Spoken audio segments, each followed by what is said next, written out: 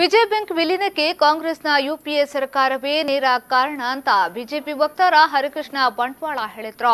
ಈ ಕುರಿತು ಮಂಗಳೂರಿನಲ್ಲಿ ಪ್ರತಿಕ್ರಿಯೆ ನೀಡಿದ ಅವರು 2010ರಲ್ಲಿ ಯುಪಿಎ ಸರ್ಕಾರದ ಅವಧಿಯಲ್ಲೇ ಪಿ ಚಿದಂಬರಂ ಹಣಕಾಸು ಸಚಿವರಾಗಿರುವಾಗ ಈ ಆದೇಶವನ್ನ ಮಾಡಿದ್ದಾರೆ. ಬರೋಡಾ ಬ್ಯಾಂಕ್, ದೇನಾ ಬ್ಯಾಂಕ್, ವಿಜಯ ಬ್ಯಾಂಕ್ ವಿಲೀನ ಮಾಡುವ ಆದೇಶ ಮಾಡಿದ್ದೇ ಕಾಂಗ್ರೆಸ್ ಪಕ್ಷ. ಅದಕ್ಕೆ ದಾಖಲೆ ಇದೆ ಎಂದು ಅವರು ಹೇಳಿದ್ರು.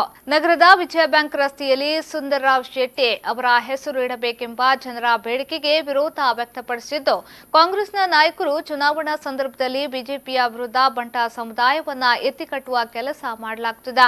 ವಿಜಯ ಬ್ಯಾಂಕ್ ಅನ್ನ ರಾಷ್ಟ್ರೀಕರಣ ಮಾಡಿ ವಿಲೀನ ಮಾಡಲು ಮುಂದಾಗಿದ್ದೇ ಕಾಂಗ್ರೆಸ್ ಎಂದು ಹರಿಕೃಷ್ಣ ಬಂಟ್ವಾಳ ಹೇಳಿದ್ರು.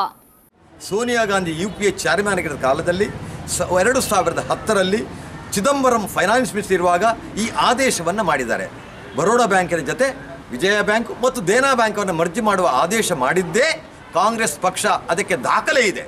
ಬೇಕಾದರೆ ಈ ದಾಖಲೆಯನ್ನು ತೋರಿಸಲಿ, ನಾವು ತೋರಿಸ್ತೇವೆ. ಬೇಕಾದರೆ ಸವಾಲಾಗ್ತೀವಿ ಅವರಿಗೆ. ಈ ಆದೇಶ ಮಾಡಿದವರು ಯಾರು? ಈ ಆದೇಶ ಕ್ಯಾಬಿನೆಟ್ ಆದಂಥ ಈ ಆದೇಶವನ್ನು ಪಾಲನೆ ಮಾಡೋದಷ್ಟೇ ಭಾರತೀಯ ಜನತಾ ಪಾರ್ಟಿಯ ಸರ್ಕಾರ ಮಾಡಲಿಕ್ಕೆ ಸಾಧ್ಯ ಆಗಿರೋದು ನರೇಂದ್ರ ಮೋದಿ ಮಾಡೋದು.